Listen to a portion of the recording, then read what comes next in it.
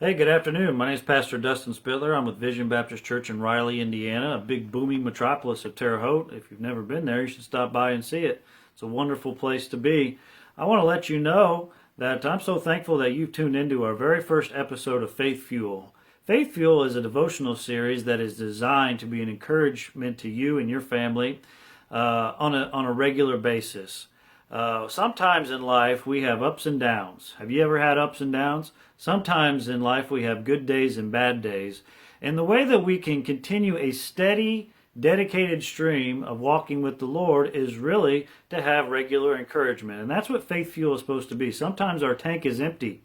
Sometimes we are sputtering down the road of life, and God gives us the Bible to encourage us to have more strength and to keep going. And so that's what I want to do for you. I want to encourage you in 2020 to keep going. Don't give up. Don't quit. Tune in to Faith Fuel as often as you can and be a part of a regular devotional series. And also, I hope it encourages you to get involved in the Bible yourself. I hope it encourages you to have a prayer life. And I hope it involves you to get involved in church and be a part of church. Our church meets every Sunday at 11 o'clock and 6 o'clock, every Wednesday at 7 p.m. We would love to have you there. Faith Fuel is not meant to be a substitute for the church or for prayer or for Bible reading. It is merely supposed to be an add-on to encourage you.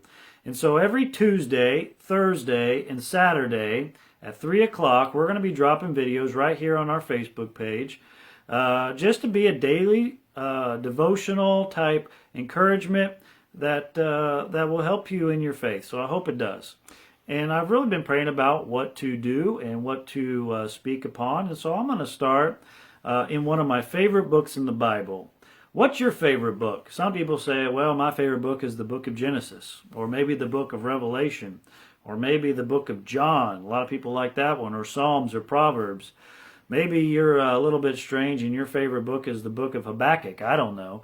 My favorite book in the Bible is the book of James, and that's where we're going to be spending the future part of this devotional series in the book of James. Just going verse by verse, getting daily truths out of there that we can apply to our lives, little nuggets of strength to get us down the road.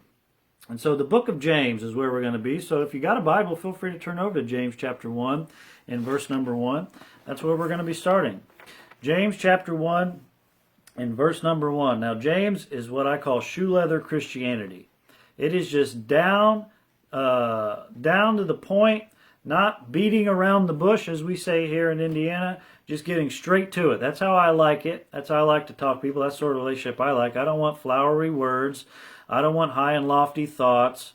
I want it straight to the point, and that's what James does. And he just gives it straight to the point. Look at verse number 1. It says, James, a servant of God and of the Lord Jesus Christ, to the 12 tribes which are scattered abroad, greeting. Now you may look at that first verse and say, boy, there's not really much there to get out of that verse. Seems kind of basic, just seems kind of introductory. Seems like there's nothing there. Well, there's stuff there. I want to focus first of all on the question, who is James? Who is James? And that will help us to understand the rest of the book. Who is James? Well, James, we can start off by saying what his name means. The name James means heel grasper, supplanter, or deceiver. If you've ever studied the Bible, you'll know that that is also the definition of the name Jacob in the Bible.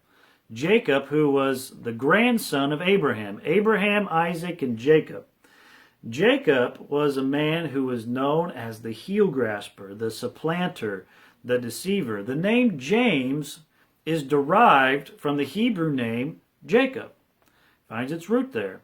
And if you were to look it up in the Greek, the name James is Jacobus, which sounds like the word Jacob in Hebrew, which is Jacob.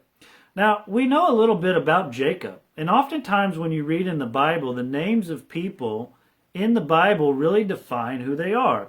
The name Jacob in the Bible, heel planter, deceiver, supplanter, was a perfect name for the person Jacob because that's who he was.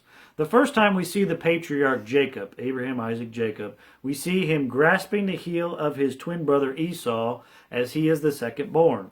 We see him supplanting his brother's blessing by stealing his birthright. We see him willing to deceive his own father by putting goat skins on his arms and on his neck and going in there and stealing the blessing from Isaac that was rightly supposed to be given at that point to Esau. He was willing to deceive his father-in-law. He was willing to deceive his brother later on in different ways. That's who we see Jacob as, a person who was a supplanter and deceiver. Now, James did not let his name define who he was.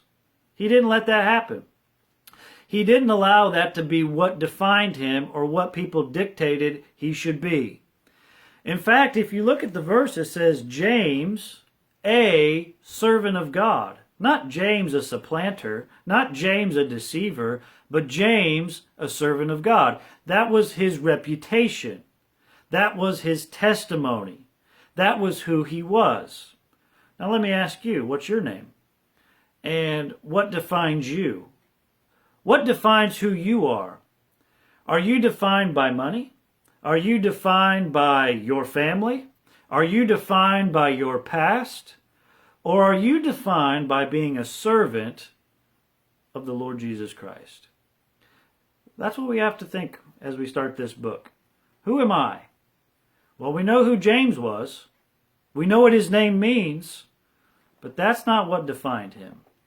Over in Proverbs 22:1, I'm reminded of a great verse which says, a good name is rather to be chosen than great riches, and loving favor rather than silver and gold. Now, where it says there, a good name is better than having money, that doesn't mean necessarily the name, the words or the letters are what needs to be sought after, but rather the reputation or the testimony is what we should be seeking after. What's your testimony?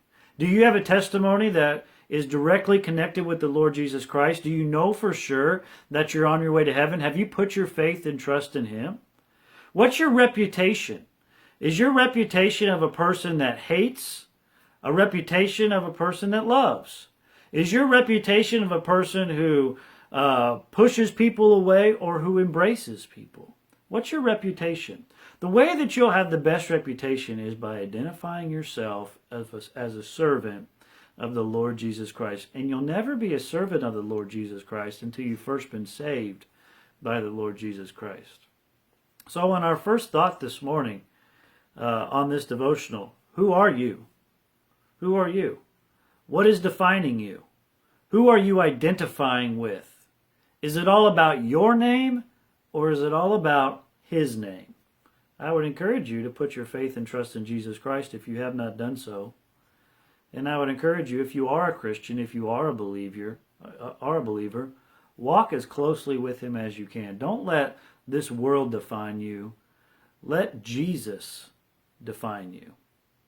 Thank you for tuning in. I hope you have a wonderful rest of your day. Tune in next time on Thursday at 3 o'clock. And hey, if you have a chance, come over to our church service tomorrow. 7 o'clock, Vision Baptist Church, 6370 South Canal Street in Riley. We'd love to have you. Come be a part of our fellowship. Have a great rest of your day. God bless you.